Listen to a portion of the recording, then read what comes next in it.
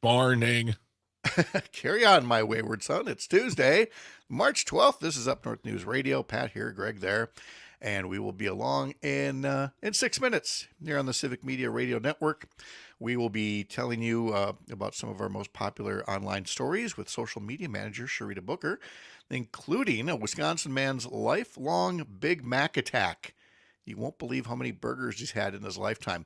We'll also talk about basically, RIP GOP, as the party at the national level is now getting gutted from the inside now that the Trump tumor further metastasizes in there. In our second hour, Hans Breitenmoser will join us, a dairy farmer from up in the Merrill area, and we will talk about rural economic development projects. A lot of them have been introduced lately by the Department of Energy, the Biden administration, the Evers administration, now Senator Tammy Baldwin.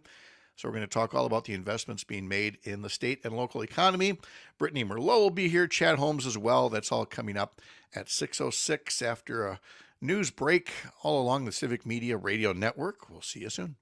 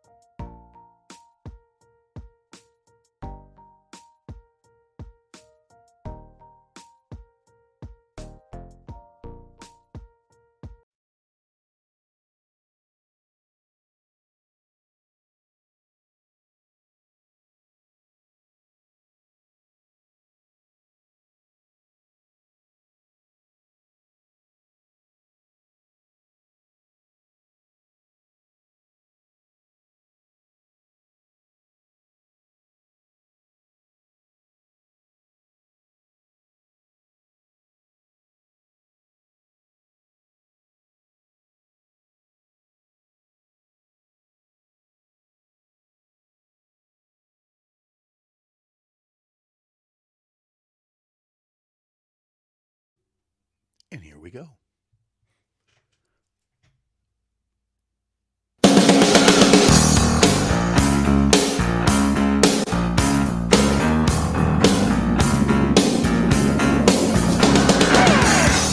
All across Wisconsin from Civic Media, this is Up North News Radio. Now, live from our Lake Wissota studio, here's the founding editor of Up North News, Pat Brightlow. Thank you, Don Rue. Well, hey there, Wisconsin. Good morning. It is 6:06 on this Tuesday morning, March 12th, 2024. It's another beautiful day to have you here up north, live from Lake Wissota, from wherever you're listening across the Civic Media Radio Network, on the app, through social media, or by podcast. I got a question for you. Got your Girl Scout cookies yet? Because I do. There they are, the Thin Mints. Wait, these are not the Samoas. These are the Caramel Delights. I found my first grocery store table full of pushers, and I helped the Girl Scouts fund all the good things that they do. So it is Girl Scout cookie time. I know we've talked about that with Christina Laurie previously, and so be on the lookout for that.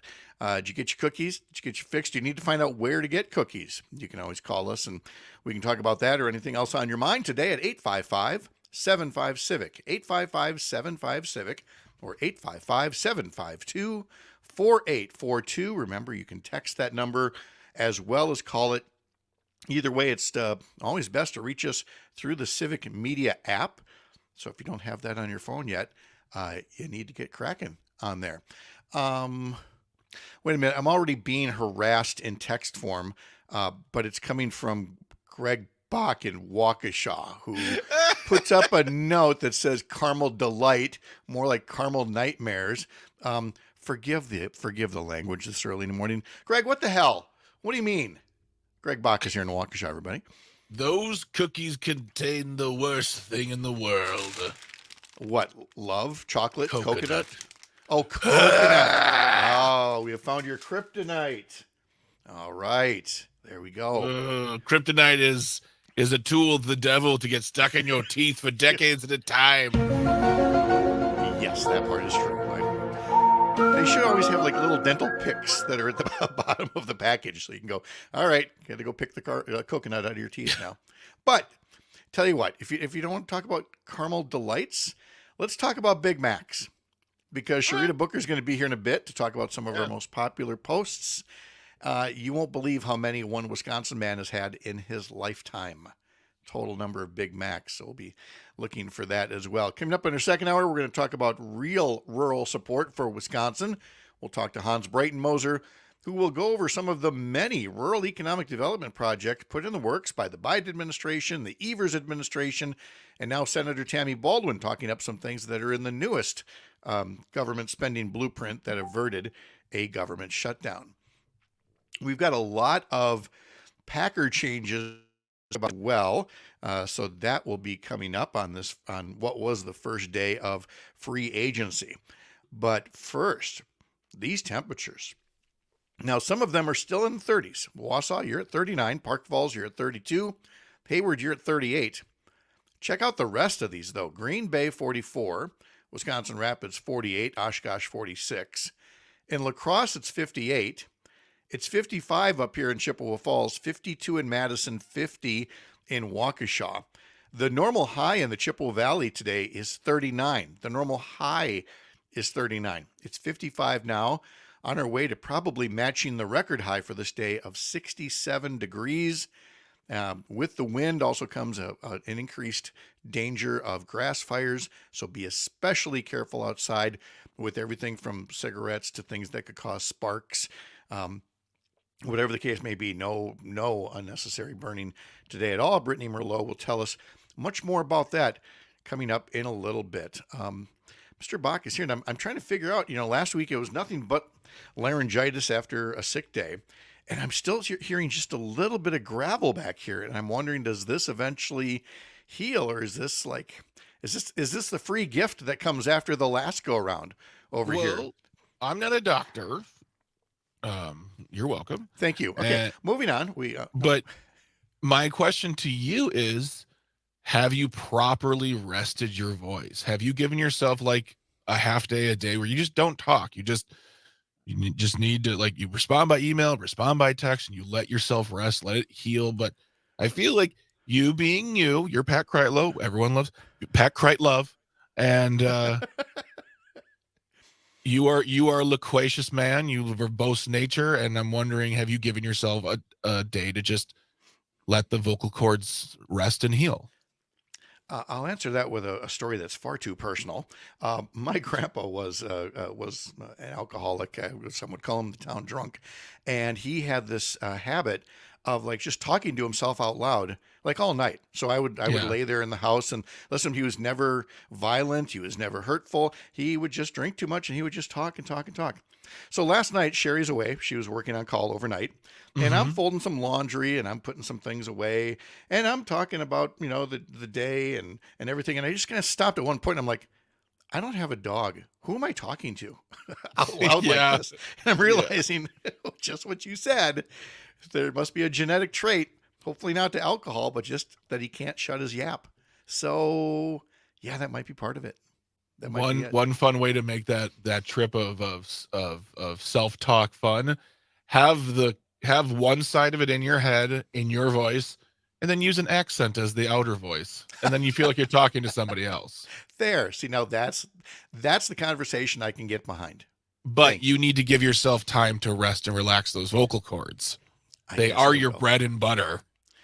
Yeah, yeah, we don't want to ruin the instrument here. So Yeah. okay, good advice. I appreciate that. Uh, from a Dr. Bach strikes again. Um, we don't do a lot of say football talk. This will be a little bit more detailed than usual, just because yesterday marked the first day of free agency, and there were dozens of deals around the league, including many from the Packers. For a time, when the Packers announced that they were going to reach an agreement with Las Vegas Raiders running back Josh Jacobs, everybody was like, holy cow, Josh Jacobs and Aaron Jones? This is going to be amazing. Less than an hour later, the Packers announced that they had released Aaron Jones as he's going to go test out free agency, which means there's a chance he could come back, but likely he probably won't. Let's see, the Packers also signed a safety named Xavier McKinney, but they also announced that they were losing or cutting left tackle David Bakhtiari, guard John Runyon, safety Darnell Savage, and linebacker Devondre Campbell. So, and that's just on day one. So a lot of moves in free agency, then will come the draft. And again, we probably won't revisit a lot of this till we see who's actually in the lineup come fall. But it was worth noting that Aaron Jones and David Bakhtiari are out, and Josh Jacobs is coming in as running back. The Vikings quarterback, Kirk Cousins, has relocated to Atlanta. And Russell Wilson, who once played for the Badgers, is now a Pittsburgh Steeler. So a lot of moves coming there. On the Brewers side of things, we are now at 16 days till opening day. And the home opener is 3 weeks from today. So we've got spring training baseball starting to head into its final couple of weeks.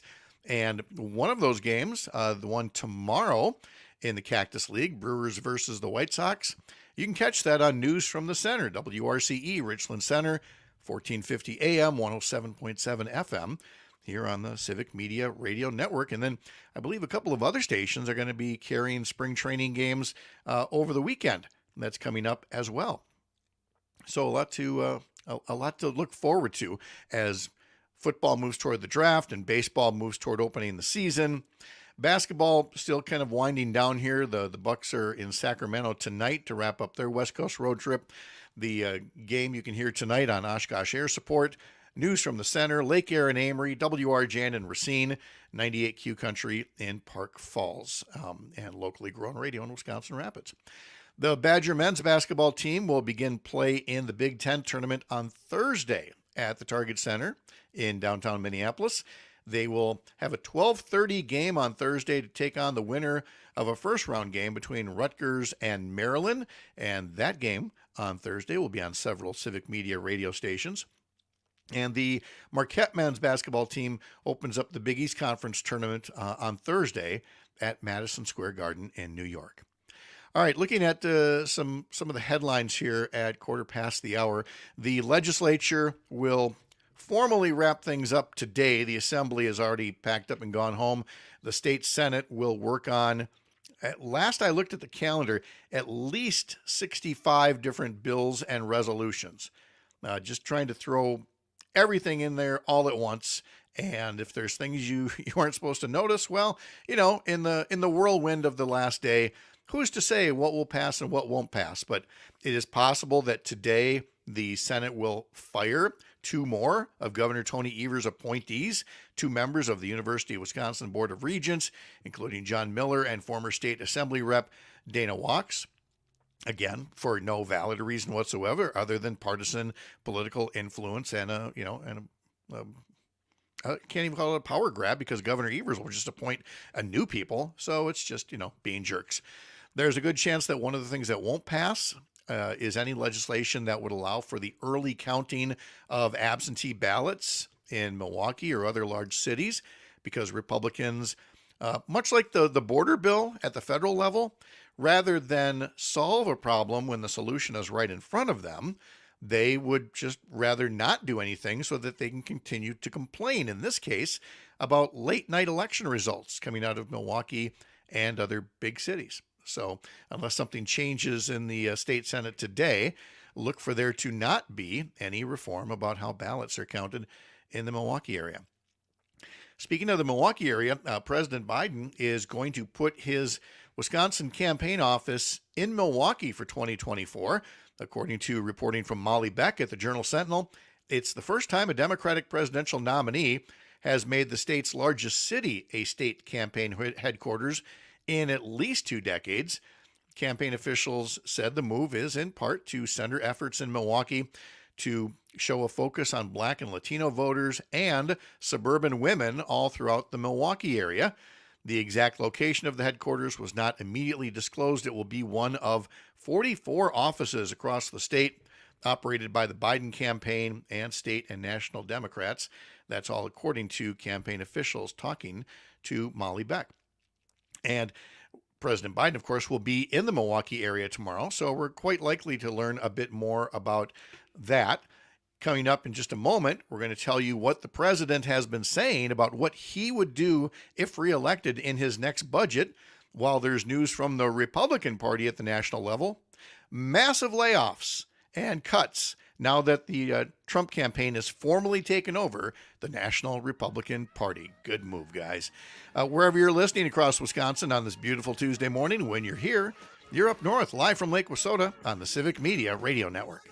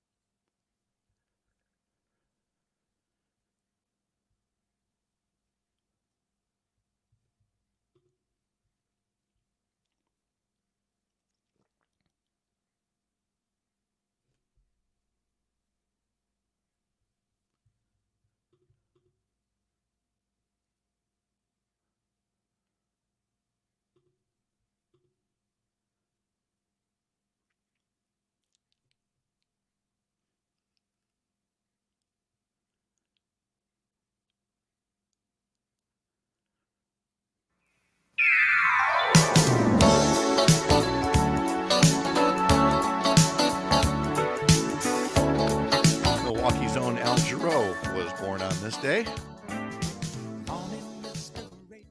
That was back in 1940. Passed away in 2017. We'll hear a bit more from him, along with some other musical memories and other historical notes coming up in today's history lesson a little bit later on, about a half hour from now or so. All right, I was talking just before the break about President Biden coming to Wisconsin, opening a Wisconsin campaign office. And we're going to get to what is happening in the Republican Party in just a sec here. But to finish the thoughts on the Biden campaign, keep in mind that, again, all that talk about a government shutdown for the past, 6 months or so, it's still not fully done yet. Now, yes, there was agreement last week on some bills, and President Biden signed them. And I'm going to have more to say later from Senator Tammy Baldwin about what's in those bills. But those bills signed last week only get about half the job done. There are 12 different spending bills. Unlike Wisconsin that has one state budget bill, in Congress they break it up into multiple bills. And so these were the first 6 that passed last week. There's still 6 more that have to pass to, again, prevent any further threat of a government shutdown. They'll probably get it done, but just a reminder that it's not fully done yet. Then there will be a presidential election, and President Biden released his budget blueprint of what he would like to do if he were elected to a second term. And there's a lot in here, and so the things that I'm going to rattle off to you, again, are just meant to indicate priorities, because that's what budget bills are. Budget bills are an expression of your values. You can say all you want about what your values are, what your priorities are, but until you actually put a number on a line in a budget, that's when we finally see if you value the things that you say you value. So among the things the president says would be in his next budget blueprint if reelected, parents would get an increased child credit, as the child tax credit, which was expanded during the pandemic, would come back briefly to that level to increase the child tax credit. A move, by the way, over the pandemic, which raised so many American children out of poverty. And then Republicans put them right back in by not maintaining that expanded child tax credit. In another proposal from Biden, homeowners would get a tax credit worth up to $10,000. The plan includes $10 billion in down payment aid for first-generation home buyers. Corporate taxes would jump. Billionaires would be charged a minimum tax of 25%. Biden said in his State of the Union that Medicare should have the ability to negotiate prices on another 500 drugs. If that were to happen, he says that it would save you, the taxpayer, over $200 billion over the 10 years that follow. Meanwhile, former President Trump made comments yesterday that appeared to open the door to cutting Social Security, which gets us to something that I think we've probably heard from Republican politicians and our Republican friends and neighbors for far too long. And it's, you Democrats, you liberals, you progressives, you're always trying to scare people with Republicans want to cut Social Security and Medicare when we don't want to cut Social Security and Medicare. And the Trump campaign said yesterday that when Trump said he was open to reducing spending in Social Security, he just meant the waste, fraud, and abuse. There's been so much talk about cutting waste, fraud, and abuse, and so many budget cuts over the years that I feel the need to again state something that I've stated repeatedly and will continue to state until more folks get it. You are the waste that Republicans want to cut in Social Security and Medicare. When they talk about cutting waste, they're talking about you. There's not some, mysterious zip code where all kinds of people are engaged in rampant fraud, abuse, embezzlement, and everything. There are sporadic cases here and there, but by and large, when they're talking about cutting waste, they're talking about cutting spending overall across the board, which is going to hurt people of lower incomes and wealth compared to those that have higher means. You're the waste. When Trump says, oh, I'm just talking about waste, fraud, and abuse, look at the number that will be on his budget. All throughout his presidency, he put in numbers that, if they had passed, would lead to tough decisions on how much to cut Social Security and Medicare benefits, which, by the way, you pay for. Not an entitlement. Not an entitlement. You paid for this all of your working life, and that's so you could get it back in Social Security and in health care, unless certain politicians get their way and send that money that you put in away as tax breaks or other favors to people making far more money than you. But all of this is happening in a Republican Party that is seeing some big changes of late. You will recall that Ronna Romney McDaniel was finally forced out as chair of the National Republican Party, known as the RNC, the Republican National Committee. And so now it's been nothing but Trump sycophants and even family members in there running the National Republican Party. That's not how this is supposed to work. The America's political parties are supposed to be standalone entities where candidates come and go, elected officials come and go, but the party, by holding true to its values, its positions as expressed in their platform, those parties are the things that maintain, the candidates that are looked upon with favor and are supported, so that no one person could then just come in and corrupt the whole works and not stay true to their values. But bear in mind, the Republican Party 4 years ago threw out its platform. It was the first time a major political party said, we don't have a platform. We don't have a 50-page plan on what we will do, what we believe on this issue, this issue, this issue. They put out a statement instead saying the Republican Party basically stands for whatever Donald Trump says. Whatever he wants, we give him our support. So there are no checks and balances. So it should not be a surprise at all to find out, as we did yesterday, that Donald Trump's lieutenants have cut dozens of staff jobs in key departments all across the country as the former president gets rid of at least some 60 people, including senior staff in the political department, the data department, the communications department inside their Washington headquarters. There was also staff that ran the committee's community centers, which were building relationships with minority groups. Remember how Republicans always crowed about, having an outreach center in Milwaukee? Well, that's in danger of being even less effective than it already was. This all came, of course, with Trump taking full command of the party. And as his own daughter-in-law said, the number one job of the National Republican Party is to put all of its resources toward getting Donald Trump back in the White House.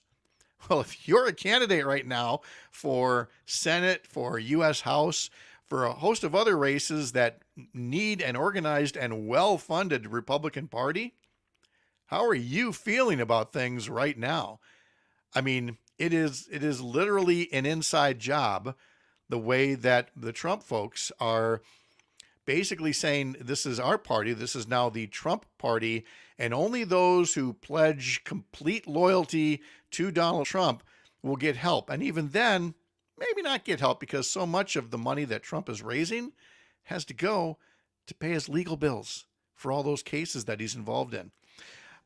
Christina Laurie is off. We'll talk to Sharita Booker about what she's covering in social media coming up next across the Civic Media Radio Network on Up North News Radio for this Tuesday. With love that's rare.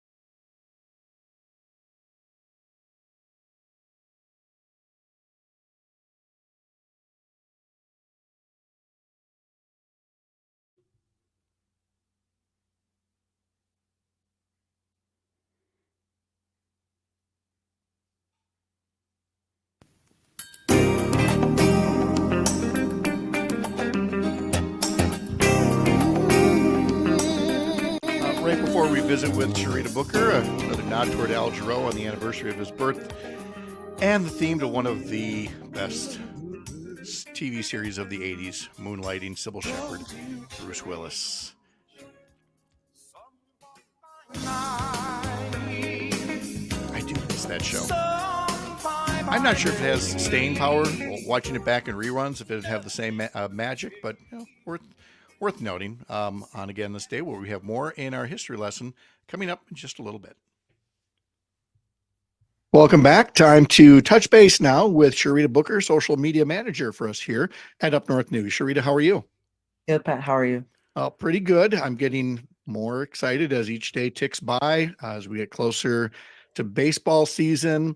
But there is something else that comes up in short order here this time of year for football fans. It's the NFL draft. So you get all kinds of people talking about prospects and players and who goes well together.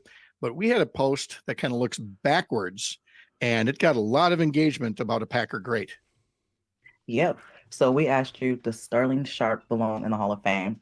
He played for 7 seasons with the Green Bay Packers, and he was a 3-time first-team All-Pro, a 3-time NFL receptions leader, a 2-time NFL receiving touchdown leader, and more. His brother Shannon Sharp was inducted into the Hall of Fame, and he said, "I'm the only football player in the Hall of Fame who is the second best in his whole family." So that post had over 3,000 likes on Facebook and almost 800 comments. Joe said, "Yes, he was so much fun to watch." And James said, "That was a dumb question." Yes. So the general consensus is yes, he belongs in the Hall of Fame. Yeah, absolutely. I mean, got a 5-time Pro Bowler as well. The record seems pretty clear. Now, again, I tend not to get caught up in Hall of Fame debates because it's kind of like most valuable player. How do you really define that? And it can be however you want it to be. But in terms of, the quality of his play, was it Hall of Fame worthy? Certainly seems that way. So I'm sure folks will be talking about that more and can head over to our social media posts and, put in their own 2 cents. Let's move to a news topic here about affordable housing. And also, when you talk about affordable housing, you have to talk about housing stock. And we talked about this on the show last Friday, the day after the State of the Union address. And we talked about President Biden wanting not just to offer up a new tax credit for first-time homeowners, but for people who want to leave their first home, their starter home, and they're ready for an upgrade, because that would increase the amount of affordable housing stock for first-time home buyers. But there are plenty of other ways to come at this problem, and you've got a pretty unique post talking about one of those ideas.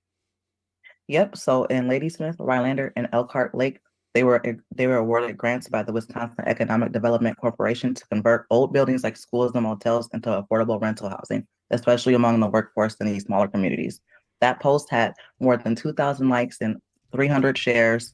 Jenny said, "It took this long to figure this out. They should have been doing this for years." And Claudia said, "Good to see some positive comments in support of this. Nowhere does poverty equate exclusively with drugs, alcohol, and crime. The homelessness is real and deserves alternative options like this." This is all very true. And I can say from here in Chippewa Falls, there are a couple of, roadside motels that either are being, or they're talking about converting those into apartments as well. I mean, we just live in a chain society now. People like to go to chain restaurants, not local diners, chain hotels, not the roadside ones that there used to be. And so I could totally see, Sharita, how an idea like this would catch on with folks. Yeah, and if they're just sitting vacant, like, why not? Right. Now, obviously, folks would need a little financial help to get them refurbished for apartments. But again, I'm glad you brought up the whole matter of combating homelessness, because like here in the Chippewa Falls area, we have talked about Hope Village and, having these tiny houses as opposed to hotel vouchers, which are so much more expensive. It's better just to increase the stock of affordable first time or even temporary homes for folks. And if converting some of these motels is a way to get it done, then that's a very forward thinking idea. And I'm glad to see that. So I mentioned the chain restaurants and things. And of course, there is no chain quite like McDonald's. And, I will stop there once in a great while. I like my little, my cheeseburger and chocolate shake, and that's fine. But I can't imagine going there every day, but boy, there's a Wisconsin man who, to say once a day would be a gross understatement. Emphasis on gross, Sharita. Right. So the world's Big Mac legend actually lives right here in Wisconsin. His name is Donald Gorsey, and he holds the Guinness Book World Record for the most Big Macs eaten in a lifetime. Believe it or not, he has eaten 34,128 and counting Big Macs. He's 70 years old and he's a retired prison officer and began his Big Mac journey in 1972. He used to eat 9 burgers a day, but now he eats 2 a day, one for lunch and one for dinner, which is still a lot. He also says he is in excellent health despite eating so much fast food. In the comment section, Dave said, I eat 1 or 2 a year and I'm happy with that. It seems like a lot of Big Macs. Sam said, that guy will live to be 120 years old. We'll see. We'll see about that. I mean, and I'm not a Big Mac guy. I'll get a quarter pounder, but I can't imagine 2 a day, much less when when he was young. And of course, we were all young idiots at one point and would eat 9 Big Macs a day. I guess I can see some people doing that, but even at the age of 70, having 1 for lunch and 1 for dinner sounds a bit extreme. But let me put it back at you, Sharita. If there was something that you could have once or twice every day, and we're told it would not affect your health, what would be your Big Mac? What's the thing you would have once or twice a day if you could? Goodness. Tacos. Ooh, see that? I Yeah. love tacos, and you can switch it up, different kind of meats and stuff. So I guess I would do tacos. What would you do? Well, when you say that, I immediately think of Taco Bravos over at Taco John's. I could see having 1 or 2 of those a day if I thought it actually wouldn't take me down. But yeah, that would be the thing. If it were at McDonald's, it would probably be the 2 cheeseburger meal. But again, 2 little cheeseburgers versus 2 Big Macs. Yeah, I would say a fillet of fish at McDonald's for me. It's like at least lighter. Yes, yeah, that would work as well. But hey, it's worked so far for Don, so we wish him all the best. And again, plenty of engagement on these posts and much more. Sharita Booker puts them up. Look for Up North News or Up North News WI if you need to be more specific to find out where we are on all the social media platforms. Sharita, thanks so much. Have a wonderful day. Super. So now get yourself ready to use our text line here at 855-75-CIVIC. Again, 855-75-CIVIC. Just send a brief text saying, answering this question that I'm now turning back on Greg like I did with Sharita just now. Okay, maybe it's not a Big Mac, but if you had to have just 1 fast food item or meal for the rest of your life, what would it be? 1 fast food item. Yeah, I was thinking about this when you guys were talking. So, okay, I would pick 3. There'd be 3 restaurants. Okay. I'll get 1 from each, and I would get a double quarter pounder from McDonald's because I love them with cheese. A double quarter pounder. Wow. Okay. Yeah. And they're less heavy, honestly, than a Big Mac because a Big Mac has that big slice of bread in the middle too. So, if it was Taco Bell, I'd probably get 1 or 2 bean burritos every day. Just very simple. Okay. And Arby's, I get a Reuben. Their Reubens are really good. Really? Okay. Yes. Yep. I realized I was kind of, mocking this whole notion of getting the same fast food sandwich a day. And then realized I kind of do that already, but I just don't do the drive-thru anymore. And what I'm talking about is the McDonald's sausage McMuffin. We, Sherry and I were young, newly dating. We were working the same summer job together when the sausage McMuffin first came out. And we just thought it was, food of the gods, And all these years later, one of our most frequent breakfasts is a Jimmy Dean sausage patty and some cheese on an English muffin here at home. We basically replicate the sausage McMuffin at least a couple of times a week. So I guess I'm kind of doing that. Again, it's not quite a Big Mac, much less 2 Big Macs. And I got to say, on our Facebook pages, we see the comments when they come up, but we also see the reactions as people like a post or they put a heart or whatever. We have set a record for the number of people who have clicked the wow one with the face that's got this. And I think they started when you heard that he had eaten 34,128 Big Macs and growing, that people are like, Yeah, what? And have you seen this guy? You've seen Yeah. him because you've Yeah, seen I've the seen a guy does picture. not look like he's ingested nearly 35,000 Big Macs. No, I mean, look again, like me or you, he also does not look like he's about to put on a USA Team USA sprinters bib and go run the 100-meter dash for a gold Yeah. medal. But yeah, I would definitely expect him to look a little fluffier, shall we say? Yeah. Yeah. That's the nice way of putting it. Little fluffier. Are you fluffy? Yes. Yeah. I guess I didn't even take into consideration the Egg McMuffin, which is, I Mhm. love the Egg McMuffin. Although they're just so expensive now, I don't even buy them.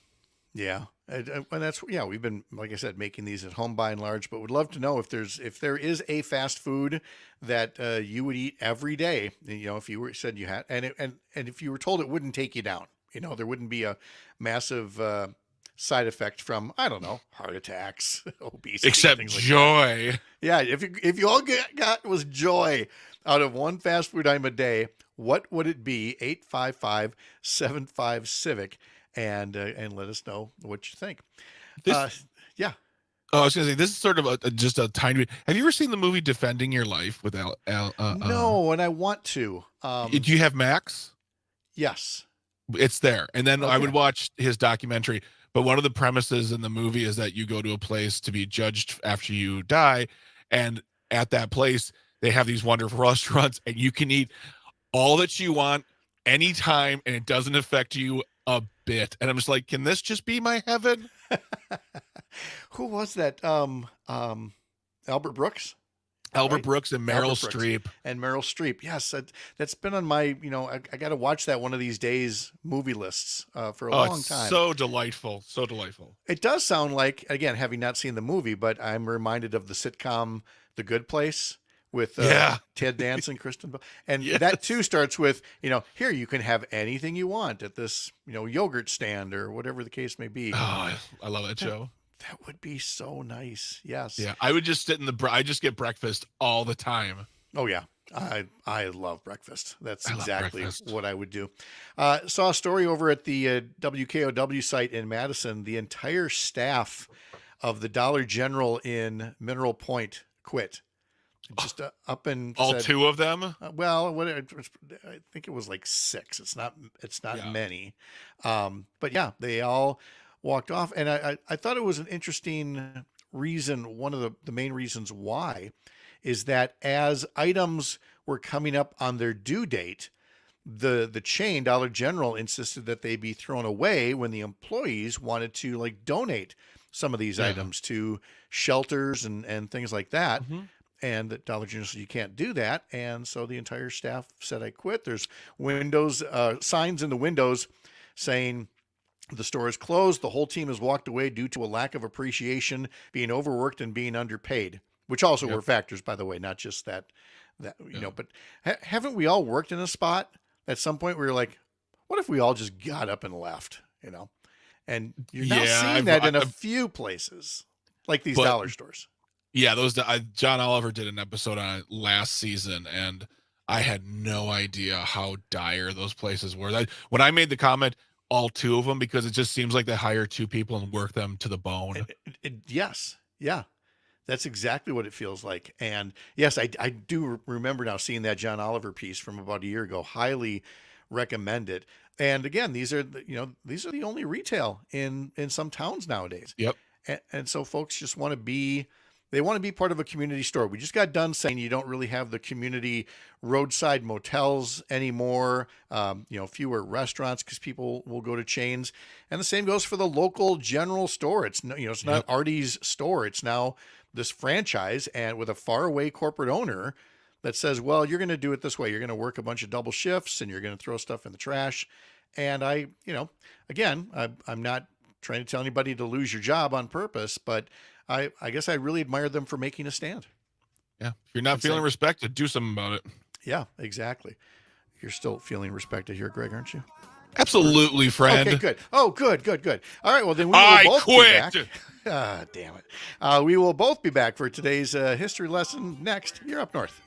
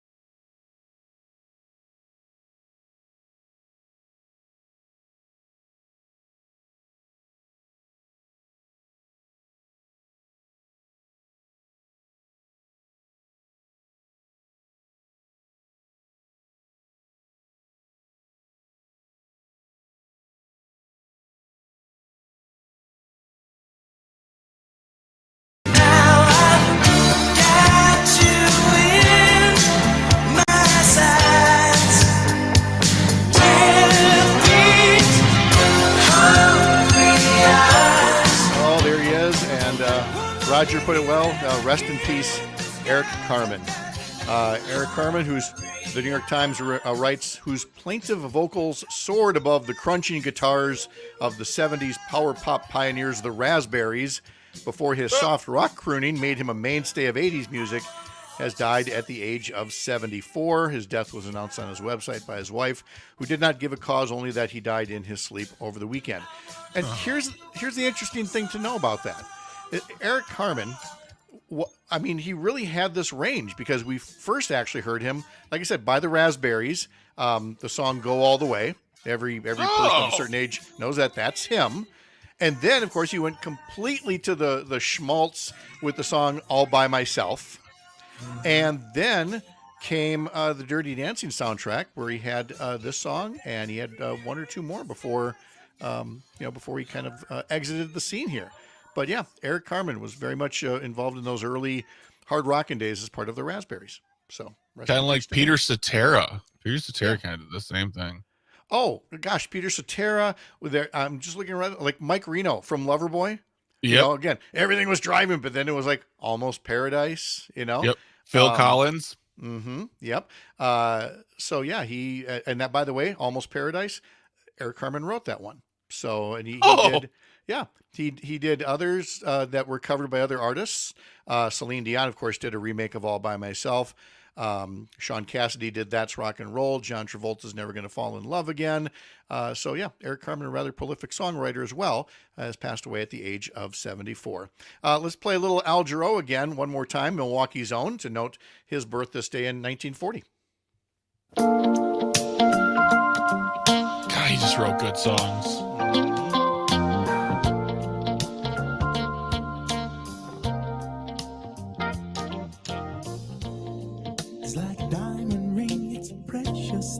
Just so smooth. One musical note on the music charts from this day in 1964. For the first time in the history of the British music charts, there were no American acts in the top 10, as British acts like the Rolling Stones and the Beatles, of course, finally took hold in their home country. Another birthday boy today would be James Taylor, born in Boston. He is 76 years old today. Do me wrong, but do me right.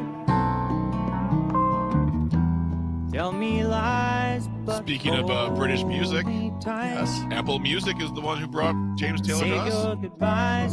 That's right. Gave us, I mean, You've Got a Friend, and Fire and Rain, and Up on the Roof, and Mockingbird. And I mean, it would be impossible to get them all in on one morning show today, but James Taylor turning 76 today. Utah Senator and former presidential candidate Mitt Romney is 77 today. There was a TV theme that was working up the charts on this day in 1966. It peaked as high as number 17, the theme from the original Batman TV series.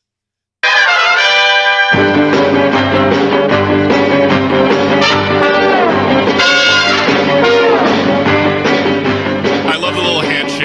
Yes. That was some crude animation back then in the day. And, you know, campy as all get out. And again, for my generation, that we were kids when that show was on TV, when the movies first started coming out, first with Michael Keaton and then the rest, you notice how the movies have gotten progressively darker as they've moved along. But even that first one with Michael Keaton, I know a lot of people were like, this isn't Batman. Batman is kind of campy and funny and makes a lot of puns, and this guy's very serious all the time. Turns out that's actually bad bummer. He's such a buzzkill. Although when I watched the Batman and Robin movie with George Clooney, like universally hated, George Clooney makes fun of it. Mm-hmm. But when you watch it and then you think in context to the 66 show, you're like, this is kind of fun. Yeah, it's kind of fun. And truth be told, I liked the Clooney one. I liked the one with Val Kilmer in it as well. Christian Bale, again, so dark. Everything's so dark all the time. Swear to me. All right. Okay, I'll swear to you. Let's get Rick rolled over here. The number one song this day in 1988. Man, the way they pan those drums in the beginning, you're like, ah! I don't know if you have the video in front of you that you're No, I watching, do. but oh God, watching him dance, it's just so, there was no self-awareness whatsoever. And it worked for him. It worked But with it was this great voice. because he's one of those guys where you're like, you heard the song so many times on the radio, and I think Ted Lasso did it best. Where like she's like, "That's Rick Astley." No, it's not. He's a black guy, isn't he? Yeah, No, that's him. No, What? Yes, that's him. Yes. This the Girl Scouts have an anniversary today. They were originally called the Girl Guides, and they were formed this day in 1912. He said, again, holding up this package of caramel delights, Get the those best out of my sight. best Girl Scout cookie ever. The Allman Brothers played the first of 2 live shows on this day in 1971 that were recorded and became their seminal album Live at the Fillmore East. Okay, the Allman Brothers Band.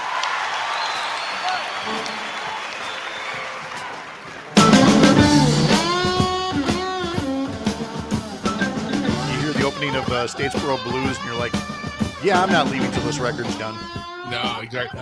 When Bridget and I went to Atlanta, we took a day trip to Macon, where they recorded their studio records and Capricorn Recordings.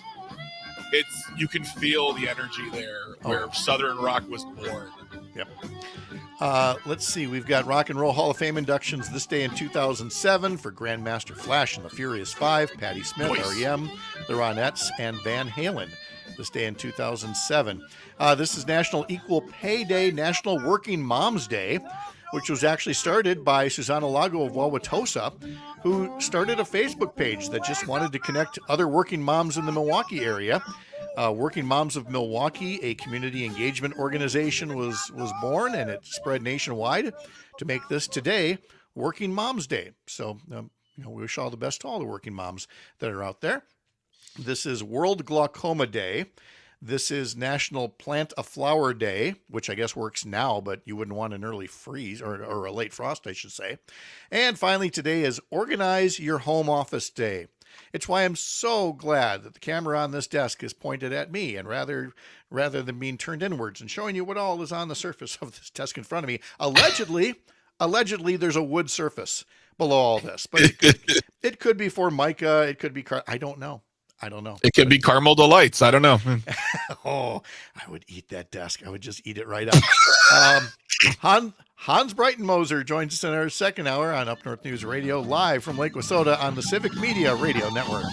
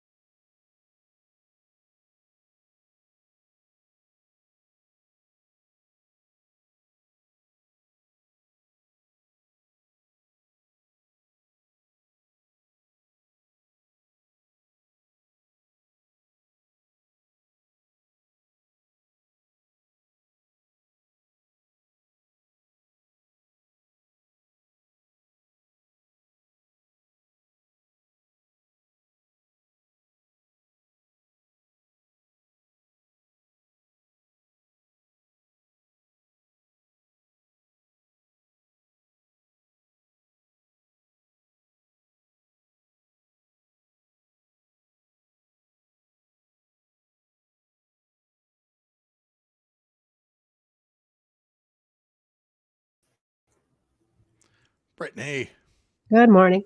good morning. Hey, we can see you. This is cool. Went and bought a light yesterday. All right, good job. All righty.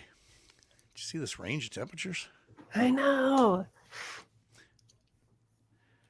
Is that a cloud line thing, or is there something moving in or out? I think it's the winds really just pushing those 50s in there. And then I don't know, because everywhere is clear.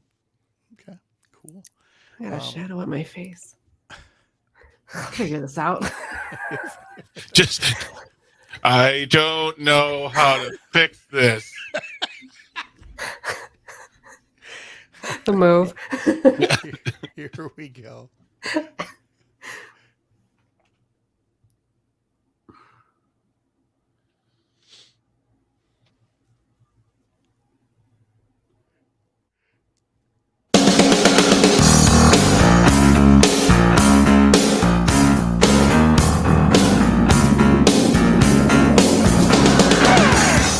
All across Wisconsin from Civic Media, this is Up North News Radio.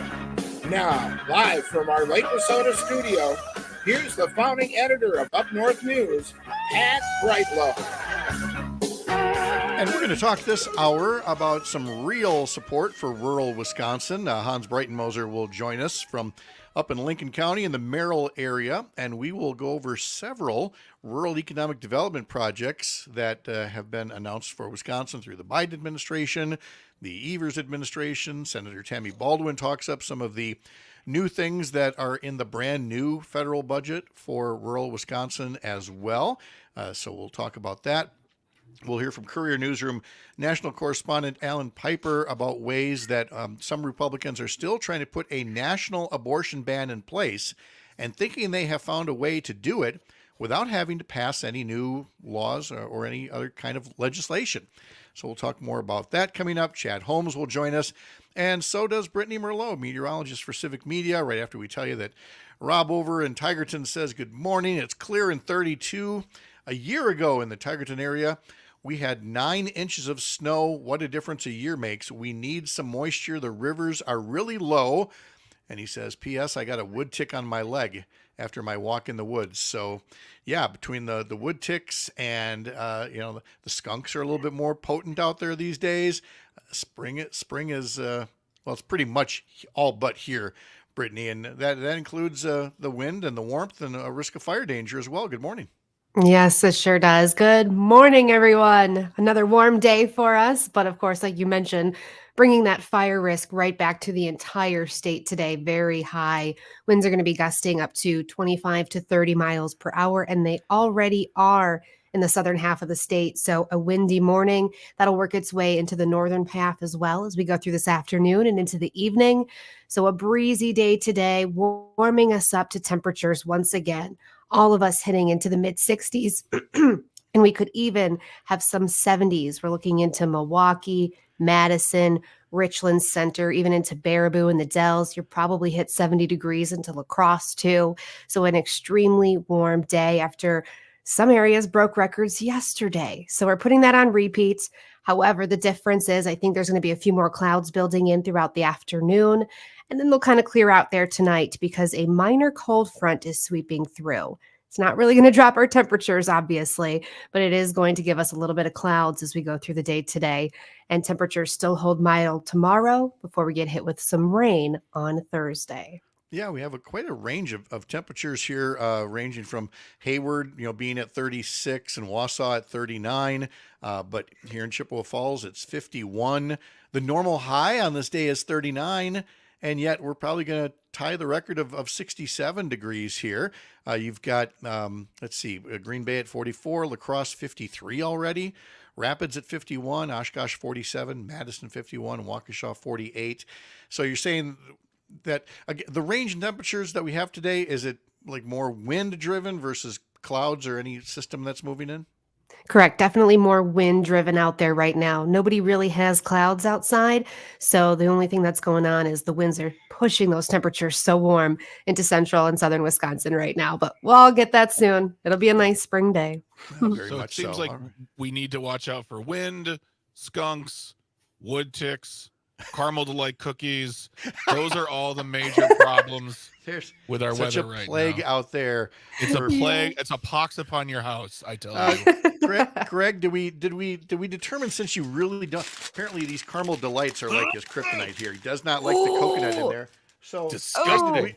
did we ever get a favorite from you? Would it be this Ooh. box of Thin Mints right here? So you Would take that be it it? and throw it in the freezer, bring it out, put a little peanut butter on top of that. Perfect little snack. Yes. Put peanut butter. You'd put peanut butter on a Thin Mint, on a frozen Thin Mint. Yeah, would do that. do something about it. Yeah, I'm gonna have another caramel delight, because that's coconut and chocolate are what you put on a cookie along with caramel. And I thought you loved America. Also, Brittany? I love the peanut butter patty, and the lemonades are really tasty. Brittany, favorite Girl Scout cookie? Oh, definitely Thin Mint, or oh gosh, the caramel delight. One of the two. Goodbye. See? Oh, this guy got to go with Thin Mint. It's always been Thin Mint, tried and true. I was a Girl Scout back in the day. I always said Thin Mint, so I'm gonna stick with Thin Mint. All right, there you go. What about apparently you? Samoas? Greg says you're allowed. Yep, the Samoas or caramel delights. They're different names depending on which bakery is Yep. making them. But oh yeah, that package is not going to stay open for much longer. Now I'm Hello, gonna have breakfast. cookies for breakfast. Yeah, right. Yeah, we're grown adults now. We can do that. My dentist is saying, yes, go ahead, have the caramel Right. delights for breakfast. All right, Brittany, thank you. Have a wonderful day. You too. Thank you. All right. It is 7:11 now, and the Wisconsin legislature will be meeting today, the state Senate specifically. The state assembly has already gavelled out for the year, and I would add parenthetically, the legislature is getting paid a full-time salary. They have full-time status. They have full-time staff, and yet they're deciding on this March 12th, nah, we're good. We're done actually doing anything in the way of lawmaking, said the lawmakers. The Senate will work on something like 65 to 70 the different bills today. We will be talking in the next several days about what ultimately got done and what ultimately did not get done during this session, another session where it seemed Republican leadership was much more fixated, some would say obsessed, with thwarting Governor Tony Evers than in actually passing policy that made a difference in the lives of Wisconsinites. And in fact, for years now, Republican budget austerity has been especially harmful to the University of Wisconsin system, to the point where yesterday came the news that UW-Milwaukee is going to close its campus in Waukesha at the end of the spring semester next year, eliminating an educational option that's been around since 1966, according to reporting from Kelly Meyerhofer of the Milwaukee Journal-Sentinel. And of course, it raises more concerns about the viability of the remaining branch campuses. There are, 4 of the 13 branch campuses that have already closed or are moving to an online model at the end of the school year. Now, there is a valid argument to be had about what should happen with these 2-year centers. Anybody who listens to Todd Alba on afternoons here on the Civic Media Radio Network knows his very strong feelings about ways that you can repurpose these to, again, have a community education footprint in all of these 13 different communities. That is one argument. At the other extreme is the argument that these 13 extra campuses were only created because of the baby boom, that the other 13 4-year campuses were about as full as could be back in the day. And so they started creating more of these campuses and turned them into 2-year centers. And somewhere in the midst of all of that, every community and the UW system is going to have to make some decisions about, what are these things? Are they viable options for education? Do they serve some other kind of purpose? How do they do so in a way that, is an efficient use of tax dollars? UW-Milwaukee's chancellor, Mark Mohn, said in the Journal-Sentinel article, as students' demands change, universities must change. He said there simply weren't enough students to sustain a 2-year campus in Waukesha, especially true since Waukesha County Technical College has a campus about 3 miles away and it too offers associate degrees now. So between the Republican-led legislature consistently underfunding what could have kept some of these campuses viable, married with demographics, neither one of these things did it on its own, but it's leading to basically it is a debate that could have been handled years earlier, perhaps, but now budget realities are forcing the conversation to move forward and forcing state and local officials to say, what is it that we want to do with these two-year centers? And, one by one, some of them seem to be choosing the route of closing down. But back to the forcing of a recall election for Republican Assembly Speaker Robin Vos. Supporters of former President Donald Trump did indeed submit petitions yesterday seeking to force that recall election. They were angered when he refused to impeach Megan Wolf, the head of the Wisconsin Elections Commission, who again has a national reputation for fairness, professionalism, independence, all of the things that Trump supporters don't want to see in an elections office when they would much rather be able to dictate who won an election. Now, the Wisconsin Elections Commission will be looking at the estimated 10,000 signatures to see if there are enough that would actually force a recall election. Megan Wolf has been a target of those who falsely believed that Trump won Wisconsin in 2020. Vos repeatedly tried to placate this group by putting former state Supreme Court Justice William Gableman in charge of an expensive and botched investigation, but later said he was not in favor of impeaching Wolf because he said there wasn't enough support among fellow Republican legislators to do so. Small wonder. She's good at her job. She's getting it done. But again, some people who want to continue to carry the big lie on behalf of Donald Trump look like they're now going to be forcing a potential recall election, even if there is already an election coming up later this year with new maps. For folks who are saying that this is all some kind of a Democratic front, I'm not going to tell you that there are no Democrats or Democratic leading people involved in this, but don't try to smokescreen this. These are Trump supporters, and this is where the party has gone. This is a state party that through its county parties has sometimes essentially laundered funds so that the Trump campaign could get away with circumventing spending limits in the last effort to primary Robin Vos and have him defeated. This is a party that is torn apart between itself. And as we mentioned in the last hour, that split has already been exacerbated by the Trump team now effectively taking over the Republican National Committee, the National Republican Party, and yesterday announced dozens and dozens of layoffs that will affect the National Republican Office as well as community offices where Republicans were trying to do voter outreach. They're really counting on just a cult of personality around Donald Trump to win just enough votes in Wisconsin, Michigan, Pennsylvania, and elsewhere to carry Trump to a second term. We'll hear from Courier Newsroom's Alan Piper coming up next about Republican efforts to put forward a national abortion ban here on Up North News Radio, live from Lake Wissota on the Civic Media Radio Network.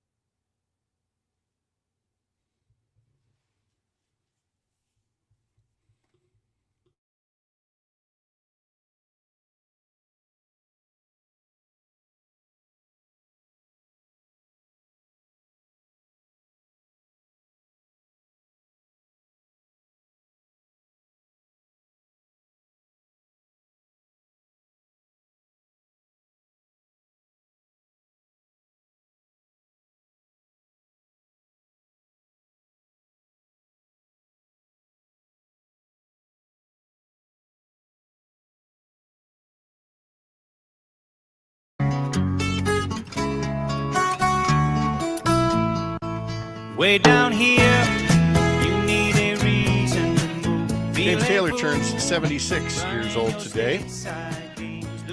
For folks, and there are plenty of folks still who say, is this all overblown? Are you overhyping the dangers of a potential second Trump presidency? I would point to his actions and words this week in hosting the Hungarian strongman Viktor Orban, who has taken a sledgehammer to democracy in his European country and has chased away educators, has chased away media, has again tried to have political opponents jailed, has said that democracy doesn't work. Orban is Vladimir Putin's primary ally for Western Europe, and Donald Trump is admiring Orban for what he has done. The same things that he has said about other strongmen and dictators all around the world. So when he gives you these indications saying that he wants to be a dictator, and he says only on day one, strike the word only. Nobody who's a dictator on day one gives it all up on day two. And there's already a plan for what else would come up in a second Trump term, written by a bunch of right-wing groups and consultants. It's called Project 2025.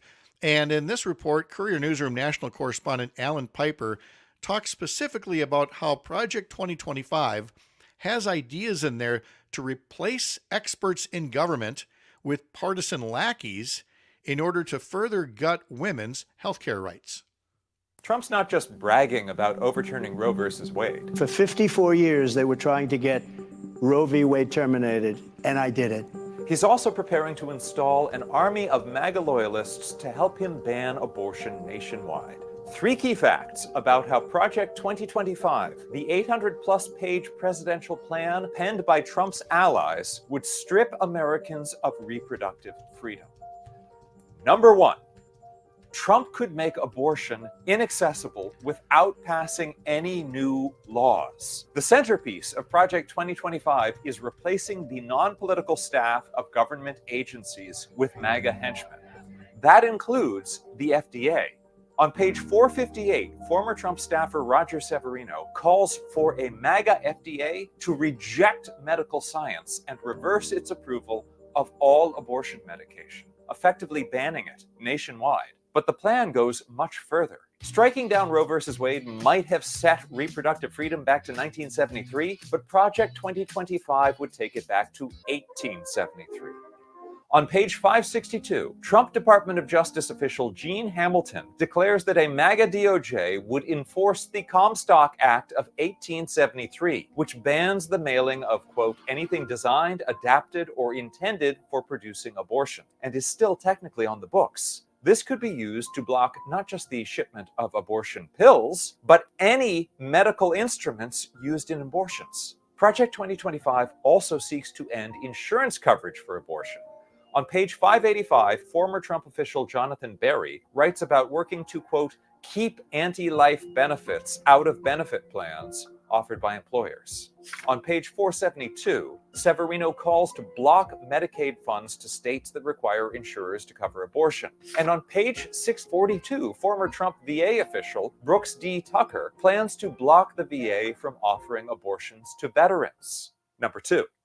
Project 2025 calls for abortion surveillance. On page 455, Severino seeks to ramp up, quote, the CDC's abortion surveillance, writing, because liberal states have now become sanctuaries for abortion tourism, HHS should use every available tool to ensure that every state reports exactly how many abortions take place within its borders, including the mother's state of residence. This abortion registry could put anyone who travels for an abortion from a state where it's banned at risk of prosecution when they get home. Number 3, there's nothing pro-life about the anti-abortion plans in Project 2025. The plan threatens to block emergency rooms from performing abortions even in life-threatening situations. Currently, there's a law that requires any hospital that accepts Medicare, which is basically all of them, to perform abortions when the life of the parent depends on it. Republicans are fighting that before the Supreme Court. But even if they fail, page 473 calls on a MAGA-controlled HHS and DOJ to invert the federal interpretation of that law so that any hospital that performs an emergency abortion could be at risk of losing federal funds. And going to a clinic could get a lot more dangerous. Page 558 calls for the DOJ to reverse course on prosecuting extremists who block clinic entrances and threaten patients and doctors with violence. And of course, Project 2025 seeks to slash programs that would help the children it would force Americans to give birth to, like school lunch programs, see page 302, food stamps, see page 299, and education programs like Head Start, see page 482. You can read more for yourself at their website, project2025.org. I'm Alan Piper at apiper13. This is my third video about Project 2025 and how it seeks to transform every aspect of American life. Follow Courier Newsroom to see the others. So there's the audio from Courier Newsroom national correspondent Alan Piper. And as he mentions there, he's put together a series of videos about Project 2025. And you can look for those on the social media feeds for Up North News, and especially the Up North News Facebook page, where you'll find all of that reporting from Alan Piper. It helps, again, to remind folks that in the wake of the Alabama Supreme Court basically trying to get rid of IVF by saying that fertilized eggs are children, there was this initial push by what you might consider mainstream Republicans to say, oh, no, we're against abortion, but we're for IVF. You even had Donald Trump saying that he strongly supports let me get that quote right. He, quote, strongly supports the availability of IVF, and he called on lawmakers in Alabama and elsewhere to preserve access to the treatment. And Republicans, in many instances, have been, again, tripping over themselves to say, well, we're good with IVF, especially when you consider how many of their voters have used in vitro fertilization to start a family. But now comes the backlash to the backlash, where people who are against all abortion rights are accusing such Republicans, I assume Donald Trump among them, of being insufficiently pro-life when it comes to that topic. Let's see, from Politico here, you have the anti-abortion movement is turning on Republican lawmakers who support bills to protect IVF, accusing them of sanctioning murder. As many politicians raced in recent weeks to get to the right side of public opinion on IVF, some of the country's biggest and most influential anti-abortion groups are pushing back.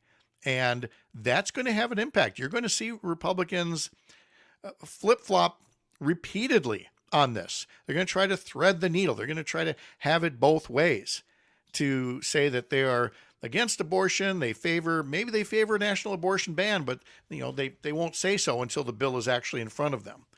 They say they support IVF, but as soon as an embryonic personhood bill is right before them, they may vote on that and then say, well, I was for IVF, but this was the bill that was here, and so we just decided to go along with it. That is a very real possibility in a second Trump term if Republicans control the House and the Senate the way that they currently dominate the U.S. Supreme Court. Back with Hans Breitenmoser in just a bit, wherever you're listening across Wisconsin on this Tuesday morning when you're up north, live from Lake Wissota on the Civic Media Radio Network. Back home, don't want to talk.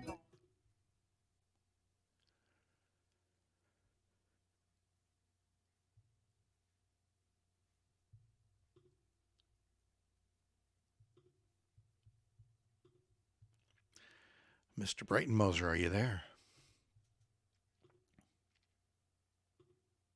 There he is. Oh, he's got maps.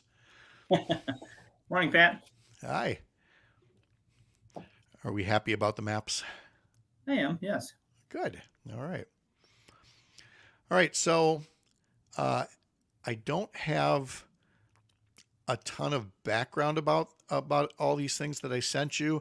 It really is just to look at all of these various things, to call attention to projects and to topics that might be overlooked as a way of saying, somebody is actually making the investments at the state and federal level. And even though, rural Wisconsin is a Republican stronghold, maybe some of those folks need to know who's actually fighting for them. So it's very general in nature with a whole lot of specific projects. And so if you've got those in front of you, just feel free to pick through them and share them as we're making those larger points. And, we'll just take it from there. All right, we'll do our best. All right. Obviously, first, we'll just talk about how things are going. Things are dry.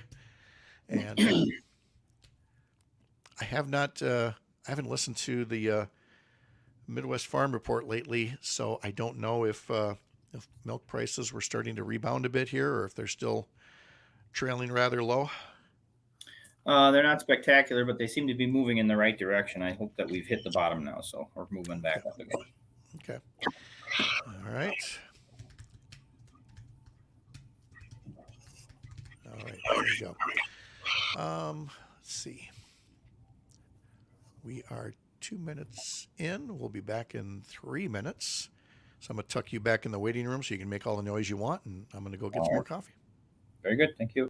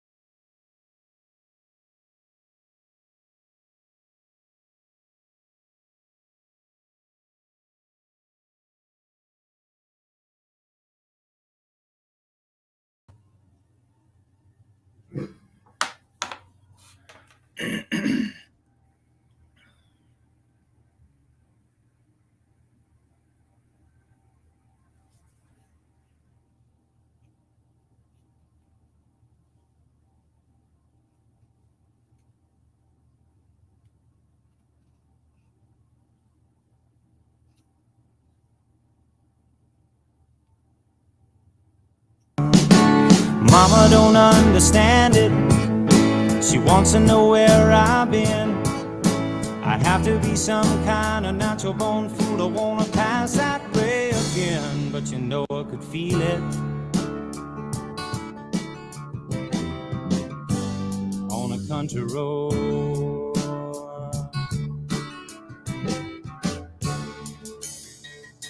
Hans Breitmoser will be with us in just a bit. First, a reminder, you can subscribe to our newsletter. Head to UpNorthNewsWI.com. We got a comment on Facebook from Jennifer who asks, where's the link to the Alan Piper segment on Project 2025? Good question, Jennifer. Because there is so much that we put on our social media feeds, It might involve a lot of scrolling to get to it. So as much as I want you on the Up North News Facebook page, I'm going to tell you that the fastest way to get to the videos that get put together by folks like Alan Piper is actually to go to couriernewsroom.com. If you go to our parent company, couriernewsroom.com, you can scroll down rather quickly to a section on videos. And right there will be just a series of videos that our national team puts together about issues, including all of the things that are in Project 2025. So again, we'll get a link in under the podcast description as well to this show, which you can find over at civicmedia.us. All right, Hans joins us now from the Lincoln County area up around Merrill. And Hans, how you doing today? I'm well, Pat. How are you? I am good, thank you. You know, I'm looking out the window here, and again, I have tried to couch this to say I understand it's dry out there. I understand, you know, blah blah blah blah blah. But we've been through so many rough winters, and I'm like, I can't really complain about the lack of a winter, but I'm also not a farmer who needs, you know, the soil moisture to come up a bit. And I see that there's, again, red flag warnings in areas, you know, for a fire risk. So I don't know. I'm not asking you to be alarmist, but just kind of realistic. What's, you know, from what you can see and hear and tell around Wisconsin, how are things looking between now and, you know, when planting season would begin? Well, of course, I don't have a crystal ball, and I think the meteorologists get kind of a bad rap because as the weather gets crazier, they're still expected to predict what it's going to do next, and it changes every 5 seconds, it seems like. But it has been an abnormal winter, that is for sure. And I agree, it's sort of hard not to enjoy it because, you know, it's pleasant outside. But yes, the lack of moisture is worrisome, to be sure. Yeah, and look, you know, a year ago, we talked about drought. Real drought concerns for like the first 2/3 to 3/4 of the growing season. And, you know, then enough came in late. I mean, just barely. And that certainly could be the case again. But, you know, we want to get a feel for where things are right now as we head into that planting season. But now let's turn to some of the other things that make rural Wisconsin work. And it's so much more than the farms and the producers, although that's a big part of it. But there's so much more in terms of housing and infrastructure and, you know, clean water and all of that. And I sometimes feel like we focus so much on some of the big picture, like, you know, Pentagon spending and federal government shutdowns and things like that. But you and I both know for government to work, any kind of government, for government to work, it's got to be focused on a whole lot of the small things, including at the local level. Right? When it comes to, you know, how does government work best? Oh, absolutely, absolutely. And having been involved in local government for 10 years, I was able to see that up close and personal. Local governments have to have good relationships with the state and federal government, but we also need federal government to understand what local government needs and when we need it and so forth. So there has to be good communication there, certainly, but there has to be a federal government that it understands it, that gets it. And I think that the Biden administration, to their credit, is one of those federal governments that does sort of understand what's happening at the local level and where money needs to go and so forth. So it's been encouraging to see what the USDA is up to and so forth. Yeah, and we're going to get into some of the specifics on that. Just to make the one final, you know, political point on this is that when you have a certain political faction that all they can talk about is budget cuts, all they can talk about is, you know, austerity measures, limiting waste, fraud, and abuse, you know, which is just a way to cover up, you know, the cuts that they want to make. They've boxed themselves in. They can't actually crow about and take advantage of, you know, the spending that they did get for their hometowns. There was such a hullabaloo, hit the bell, about, you know, earmarks back in the day, about budget earmarks. And I'm here to tell you yet again, you want budget earmarks, but what you want is transparency. The earmark thing was getting abused when members of Congress or the legislature wouldn't put their name on the things that they wanted inserted into bills because maybe they were favors to others. But if you're bringing home the bacon back home, you should be talking that up, Hans, right? You should let people know, hey, I brought the money for X, Y, and Z, rather than just saying, well, a bunch of bureaucrats decided who was going to get the money. Yeah, yeah. Well, again, it's politics. It's politics. It's politics. But I mean, the other interesting thing, I guess, I'm going to go sideways here a little bit, is that both conservatives and progressives, the conservatives and progressives have had this sort of philosophical debate for years. Progressives, of course, believe that the government can do something and should do something in terms of, economic success and moving the needle on the economy and getting involved in the economy.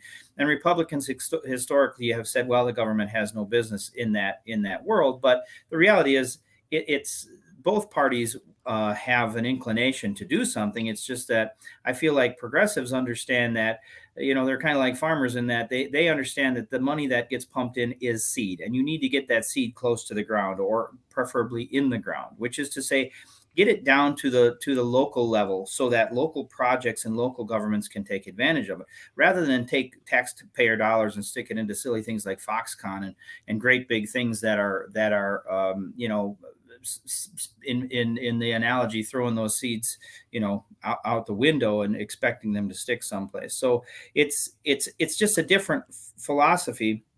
But these dollars that are tax dollars, they're our tax dollars, are getting pumped in close to the ground in projects that not only will those initial dollars do a great deal of good in the short term and in the long term, but they're also going to grow more rapidly. They're going to proliferate to beat heck at at this level versus this trickle down nonsense. Yeah, and let's talk about a few of them specifically. And again, they come from different sources, but one of them you talked about was the USDA, which has a rural development office. Former state senator Julie Lassa is the state director for the USDA's rural development office, and announced in the past month that some $33 million in grants and loans, I'd hasten to add, they're not all grants, but in grants and loans, went to various projects as part of President Biden's Investing in America agenda. And they include, as part of the USDA Rural Partners Network, they include that Northwood Technical College is getting about $1 million in a distance learning and telemedicine grant to equip 5 different hub sites for distance learning. Again, a key part for folks that may be working on farms or have other jobs and can't commute nearly as far to further their education. This kind of telemedicine and distance learning is extremely important. So part of it is technology. Some of it is energy related. There's a business in Ettrick that's going to get a $100,000 grant to purchase and install a solar electric array. Hans, I don't know if they're, and then here's one for the Adams County Fire District is getting $34,000 as a grant to install a backup generator for the Adams County Fire District. It's these little things, they don't get a lot of attention, but that's what makes a difference across rural Wisconsin. Absolutely. It really does make a difference for both small businesses and for local governments. And again, I've worn both of those hats. I have a small business. I have a farm. We've got a farm with solar panels, and I can tell you that it's a good long-term investment. But to be able to help help small businesses to get there is huge, because again, now looking at that solar panel example, there are dollars that went into the community to install that system, to maintain that system, and so forth. Those dollars otherwise may have just gone out to bigger and bigger companies that provide our electricity and down the road. So they multiply. And when it comes to the clean energy part of it, I mean, we all know that we need to move in that direction as quickly as possible for its own sake. But those dollars can be made in rural areas, and they're another way that rural areas can survive and thrive, because this is renewable energy is something that's going to happen out in the countryside. Yeah, and I think we're going to talk more with Melissa Baldoff in this week's climate change segment as well about this. But Governor Evers recently announced that Wisconsin's been selected by the U.S. Department of Energy for rural clean energy demonstrations, ways again to help modernize the way that we generate electricity, address high electricity costs in rural areas, bolster some economic opportunity in rural areas. these clean energy jobs, they're being created right now, and they're being created in rural areas, more in other states than in Wisconsin, according to the latest figures that I've seen. But that just tells me that there is still plenty of room for Wisconsin to grow its clean energy job sector. Absolutely. And again, putting my, former local government hat on, um, people need to realize that who they elect at the local level and at the state level really, really matters. And it matters, because of potholes and so forth. But when you start talking about electing mayors, city council members, county board supervisors, those elections matter for this reason as well, because the federal government is not going to come and dump a great big pile of money on your head without you raising your hand and making a good case for it. But if you've got county board officials or city council officials who are just so anti-government and anti the federal, and this and are so, for ideological reasons, willing to, turn their backs on tax dollars that we've spent in your local areas, you're not going to get that kind of movement at the local level. And I don't think a lot of people understand that. You have to have a partnership. You have to have local government that is out there seeking those funds and seeing where they can apply it in your community. And if you don't have those people running, you need to run yourself. And if you do have those people running, you need to make sure that you support them. Oh, absolutely. I want to say about it being a partnership, because there are states that are sending back federal money that would help feed children. There are school districts who are, trying to cut their school lunch program because, again, it's an anti-government philosophy. And then, of course, the big one in Wisconsin is the billions of dollars that has been, expended unnecessarily, because Republicans running the legislature for 10 years now would not expand Medicaid, would not accept billions in Medicaid funding to provide affordable health care to their folks. Without that kind of partnership, state, local, and federal, yeah, again, these funds will simply go to other communities that are more invested in taking care of their people. That's right, Pat. That's what people need to understand. It's not like those funds won't get used. They'll just get used in some other community besides yours, because the leadership in that community had the good sense to take advantage of those dollars. And again, when you're talking rural counties, we're in need of those dollars. We can use them. We can put them to good use. And we started the segment talking about the weather. As the weather gets crazier, and I'm sure you've seen this in your community, you go down some of these township roads and you see culverts that are getting washed out because you get the 3 inches of rain all at one time, and so forth. You've got old infrastructure that is now being stressed more than ever with crazy weather events. Those costs are going to be borne by local governments. We're going to have to figure out how to get over those humps and make ourselves more climate resistant. And that's not a small task. It takes dollars. So anytime we can get some kind of partnership with federal dollars or state dollars, we're fools not to take advantage of it. And I'm probably beating this to death, but I do feel like spring elections are coming up here, and it's really, really important for people to get out and understand who their county board supervisors are, and make sure that these folks just didn't go there because they had some ideological bent about the Second Amendment or something like that. Get people involved who actually understand what's going on and are willing to have an open mind and do the right thing. And we didn't even get into everything that Tammy Baldwin had put in the new federal spending bill that's going to help out rural Wisconsin. We'll cover that again in the future. Hans Breitenmoser, thanks so much. Have a great day. Yeah, you too. Thank you. All right. Chad Holmes coming up next on UpNorthNews Radio.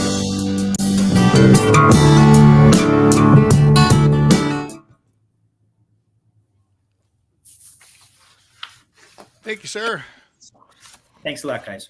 All right. See ya. You bet.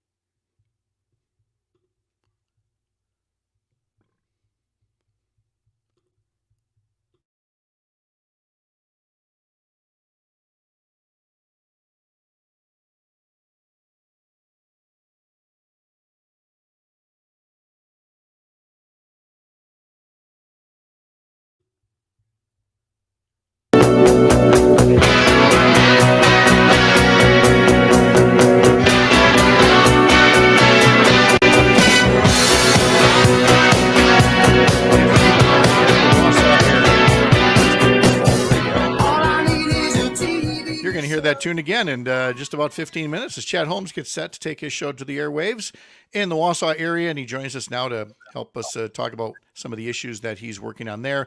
Chad, good morning. Good morning, Pat. Hey, I'm actually going to start with you because you obviously you're not just talking about local elections in a couple of weeks here, but of course we're looking ahead to November and talking about people who are getting things done. And while we've had a lot of fun, with Eric Hovde's not so great launch of his Senate campaign, you've got Tammy Baldwin, who's again explaining the ways that she's getting things done in the latest federal spending bill. It includes things like, $1.4 million to help the city of River Falls renovate its fire station. You've got, is it Rothschild is about to get money for fighting PFAS contamination in the water. You have got, there it is, $3.3 million there. You've got the Lac du Flambeau tribe getting support for a tribal fish hatchery. A lot of things here about affordable housing and about senior housing if you want to keep our seniors in rural Wisconsin. So for all the talk about commercials and rhetoric, I mean, actions truly should speak louder than words, even in a campaign season. Absolutely, 100%. And that's the thing that I find worrisome right now. I mean, even when you just talk about some of the basic issues that you talked about earlier, when you were talking about, Trump talking about Orban. And I'm thinking, how many people actually know who Orban is? How many people know what Tammy Baldwin does on a daily basis? How many people know what Ron Johnson just said? I saw a story yesterday that he was on one of these right-wing television networks, Real America's Voice, of course, that's where Ron hangs out a lot, said that inside the bubble, Johnson said, Republicans say, we need to get a result. We need to effectively govern. To me, that's almost code words for we got to do Democrat light. I think we'd be far better off if we never passed another piece of legislation. Johnson admits that effective governing is a Democratic issue. And that's what Tammy Baldwin does. The idea that Johnson thinks we should never do anything shows it's a real basic difference between the two senators we have. And I just hope that when we talk about it and others put out the information and the Baldwin camp puts out the information, people realize that what she's doing is not political. It's doing the job. And when someone like Johnson says, when people say, well, we should effectively govern, that he automatically goes to a default that says, that's Democrat talk. I mean, it makes you shake your head. But it sure I does. agree 100% that Tammy Baldwin has been now for 2 full terms now, basically, been a meat and potatoes legislator, which is, again, what all these legislators should strive for that so few do. Just do the work. Just do the work. That's all we're looking for. So when you hear comments like from Ron Johnson, and when you think of a legislature that's going home for the next 9 months, getting paid rather than actually do their job, it's really not a stretch to say that folks like Ron Johnson, who aren't just hostile to democracy, and his record clearly indicates a hostility to democracy, but you really are talking pro-aristocracy, that the benefits in our community should really come from the benevolence of the very wealthy who will fund, private academies and create businesses. They're the job creators. And again, it's that kind of an attitude that, we tried to avoid when we created this country, almost 250 years ago. The idea that they know better, that they know what they're doing, and that if they decide that this is an area to invest in, they know better. But the thing about the history of the country is we, unfortunately, another area I don't think people realize. I mean, if you again go back to the late 19th century, the Gilded Age, and people like Johnson, people like Trump, people that I think are leading the mega movement. I would think that if they put a chapter in their Project 2025 on that those truly are the good old days, and those are not the good old days. If you go back to that history, that's where they want to go. They want you're exactly right. They want everything to be optional. that the benevolence truly is that they know what they're doing. I and again, it goes all going back to a full circle. Do people?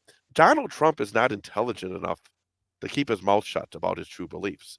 When he brings up guys like Orban all the time, he is constantly saying exactly what he is and what he wants to do.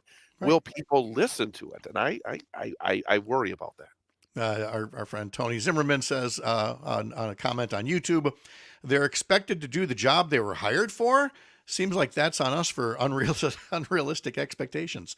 By the way, real quick about that idea, the same people that constantly talk about getting people off their couches are probably sitting on their couches most of the time for the next 8-9 months. Oh, that's certainly the case with The hypocrisy is at times incredible.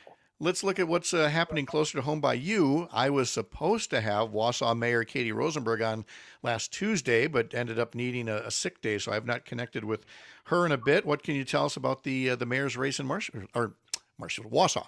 Well, she popped on over on Wednesday. I was like, what the heck? Pat put her on the day before I got her on. She's taking away all my thunder. So unfortunately for you, you got under the weather, but the mayor is here. And again, something that I find very impressive about the mayor is going back to the guy that we were just talking about, Johnson. The mayor faces a lot of tough issues and questions. And she's so open about talking about the water issue, talking about budgetary issues, talking about the unhoused, the issues that are faced in this community. And again, that's something that I respect. I think again, it's going to be there. This community is a lot like the state of Wisconsin. It's not going to be an overwhelming election. There's again, we have plenty of members that have different political philosophies in this community. It's going to be a very interesting last 3 weeks. Only 3 weeks away. I know there's going to be a couple of joint appearances coming up with her and Alderperson Doug Denny. It's going to be about getting that message out there and making sure that you maximize the folks that it's about the meat and potatoes of running a campaign, because you cannot sit back and just assume folks are going to come out. Chad Holmes talks about this next on Bull Falls Radio on the Civic Media Radio Network. Thank you, Chad. Have a great day. Thank you, Pat. Mr. Bach, thank you as well. Go enjoy some caramel delights, and we'll talk more Boo! tomorrow. And a reminder that Up North News is the Wisconsin digital outlet for Courier, a pro-democracy news network, building a more informed, engaged, and representative America. Follow us on social media. Look at our Facebook page and subscribe and listen on demand where you get your favorite podcast. Have a great Tuesday. We'll see you tomorrow morning.